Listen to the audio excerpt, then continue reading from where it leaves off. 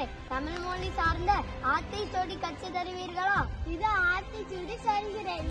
அறம் செய்ய விரும்ப ஆள்வது சினம், இயல்வது கடவுள், ஈவது விளக்கு.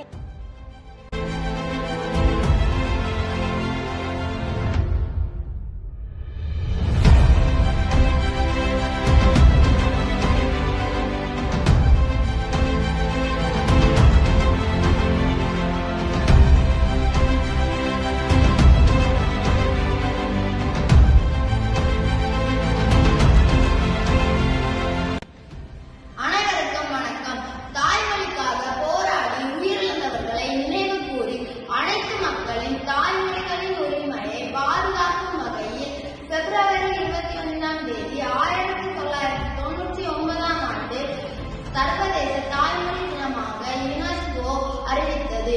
அதையடுத்து